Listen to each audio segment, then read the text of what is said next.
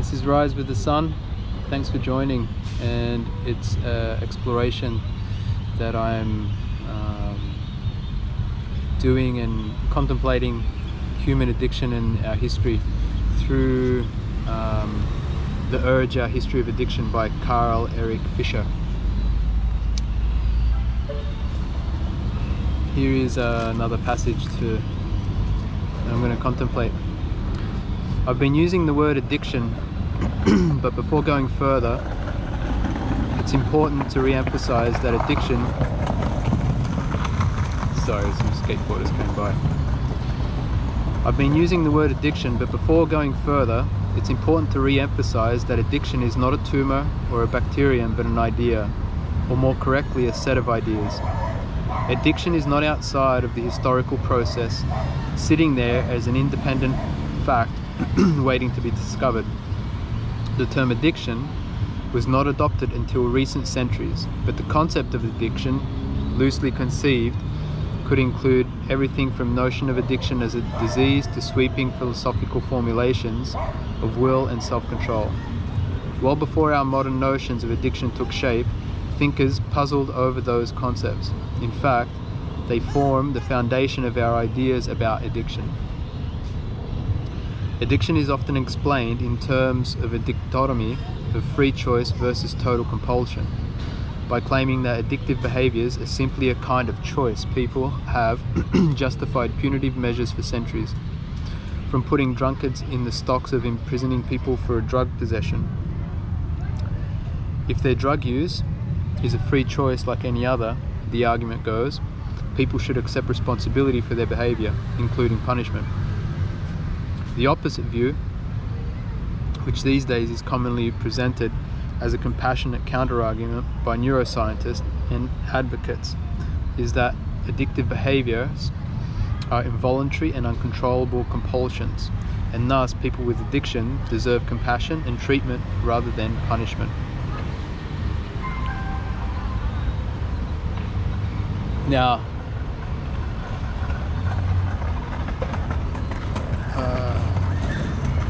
it strikes me so much, just the notion of, well, it's not even a notion, just the fact that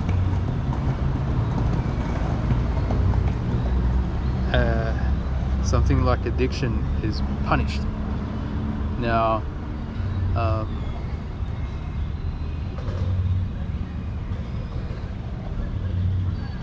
I've read this a few times and I sit on it and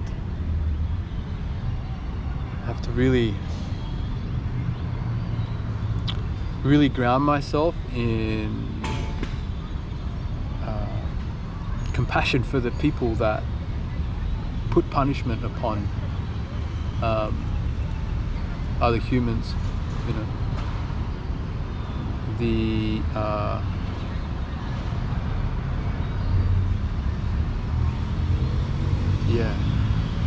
I just get stuck. But in cases from the gambler of Rig Veda to my patient Susan, this dichotomy between choice and compulsion is unsatisfying. Lived experience flies in the face of such a stark binary, and many people with addiction feel themselves occupying a confusing middle ground between free choice and total loss of control. The thing that is terrifying to Susan, and to many others like her, is that they watch themselves making a choice even while feeling there is something wrong with the choosing.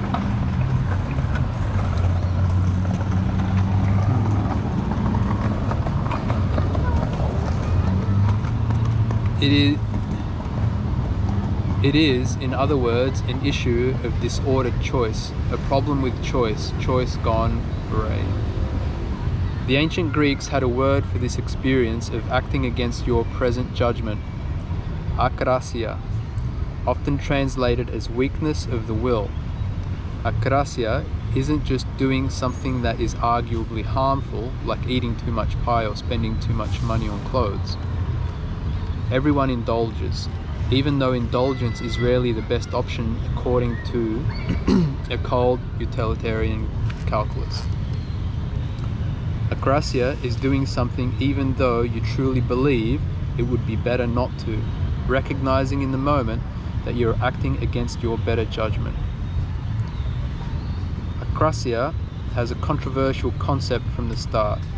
Socrates, as depicted by Plato, developed one argument in the Phaedrus that dismissed Akrasia out of hand as a simple matter of choice. There could be internal conflict. Pleasure and judgment often quarrel inside us, but people never truly act against their better judgment. Though Socrates allowed that people could be buffeted by desires and aversions leading up to a decision, at the moment of truth, he said, people always choose what they think is best for them at the time. They might come to regret their choices later, but that doesn't mean they were suffering from a lack of self-control. As he famously declared in the Protagoras, no one who either knows or believes that there is another possible course of action better than the one he is following will ever continue on his present course. Aristotle, on the other hand, was deeply invested in the idea of Akrasia. To him, it was self-evident that people sometimes acted against their better judgment. He saw more nuance in the notion of choice, and he believed that there were various ways that internal conflict might interfere with that choice. Surely, he asked, emotions or misguided reason can often get in the way of one's better judgment. The contemporary philosopher Alfred Meillet has described the process in the terms that might sound familiar. Fred decides to take a month off from after dinner snacks. Around the 15th, his resolve starts to waver. He sees a slice of pie in the fridge. He recognizes the temptation and says to himself, it would really be best not to eat that damn thing. Then, even as he's telling himself that it's a bad idea, Fred calmly takes it out, carries it to the table and scoffs it down. Socrates attributed poor choice to ignorance, but in this description of Akrasia, Fred seems to fully understand the decision he's making. Socrates' student Plato later arrived at a different point of view. He understood the problem of self-control partly as the result of a divided and conflicted self. One he illustrated through the famous metaphor of the chariot. The intellect is the charioteer attempting to wrangle the two horses of positive moral impulses and irrational, passionate drives. The notion is also found widely in classical narratives, such as Medea's psychological struggle on Ovid's Metamorphoses, sorry for the pronunciation, torn between love and duty. But a strange power attracts me against my will. Desire urges one thing, reason another. In the study of addiction today, the divided self is a prominent explanation of how choice can be disordered. For example, behavioral economics research describes the psychological feature of delayed discounting, in which smaller but more immediate rewards are favored over larger, delayed ones. This process is universal to humankind but more pronounced in addiction. Immediate rewards are grossly overvalued because extreme impulsivity that feels like loss of control. This can be seen not as a control failure but as a breakdown in the process called inter-temporal bargaining, in which the present self negotiates with the irrationally overwhelms in which the present self negotiates with and irrationally overwhelms the future self.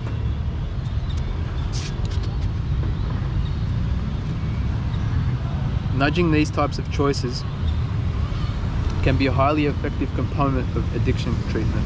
The most obvious examples originates from the 1980s when Stephen Higgins, a psychologist of University of Vermont, developed a contingency management program to treat people with cocaine addiction. In addition to the usual counseling, Higgins added a voucher system that gave people small rewards, such as sports equipment or movie passes, for cocaine-negative urine samples, and gave them a bonus for longer stretches of abstinence. This strategy was highly successful. One of the early experiments found that 55% of the voucher subjects were continuously drug-free for 10 weeks, compared with fewer than 15% of subjects receiving the usual treatment. After decades more research, contingency management now has strong evidence in its favor, especially for stimulant problems, for which there aren't good medication treatments. My own monitored treatment, which required regular urine screens to test for drug or alcohol use, was a form of negative contingency management. I wasn't totally committed to abstinence at first, but my license was on the line, so I chose not to drink.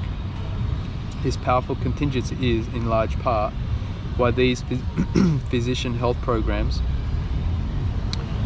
have extraordinary 5-year success rates of 75% or higher, eclipsing the effectiveness of essentially all other addiction treatments. Yet some people don't stop no matter what the cost. There is still that nagging 25% of people who don't make it to the 5-year mark. For example, some of my friends and colleagues from the physician health program did relapse, and they were trying their best. None thought in the moment that it would be better to start drinking or using again. Those outcomes are a testament, I think, not to the power of a simplistic compulsion, but to the complexity of the enigmatic internal forces that lie beneath the stereotype. I'm going to reread the last sentence to think on. Those outcomes are a testament, I think, not to the power of a simplistic compulsion, but to the complexity of the enigmatic internal forces that lie beneath the stereotype.